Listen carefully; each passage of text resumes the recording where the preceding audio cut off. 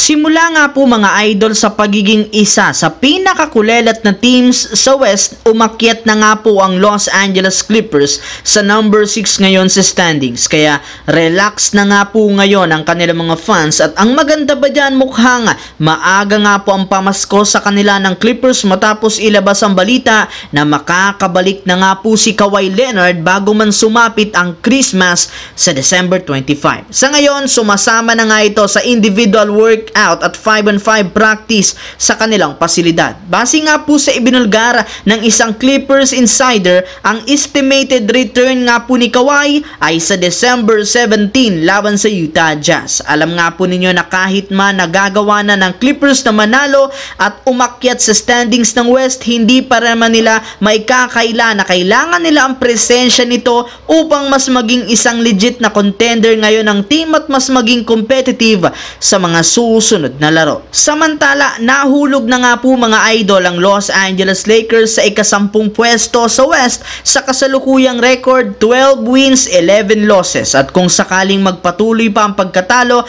malaki ang posibilidad na bumagsak ulit sila sa purok 11 at purok 12. Kaya si Anthony Davis nang nagsabi sa post-game interview, frustrated nga siya ng husto sa pinagagagawa ng team. Sinusubukan rin naman nga nila kahit papanong makabawi, ngunit hirap nga talagang manalo. At dahil sa nangyayaring ito sa Lakers, may isang analyst nga po ang nagsalita at nagsabi na ang mismong rason bakit hindi manalo-nalo ang team dahil hanggang ngayon hindi pa rin pinagbibigyan ni Rob Pelinka at ni Coach JJ Redick ang matagal ng request ni Anthony Davis noon na bumalik sa power forward. Kahit man nag-i-struggle si Davis na makipagsabayan sa mas malalaki sa kanya, ayaw pa rin naman nga po ng front office at coach na kumuha ng isang legit na sentro na maipapartner sa kanya. Kung ginawa lang naman nila ito noon pa, di sana'y hindi sila babagsak sa Western Conference. Sa kabilang banda, tinambakan nga po ng Utah Jazz ang Portland Trail Blazers ngayong araw ng almost 42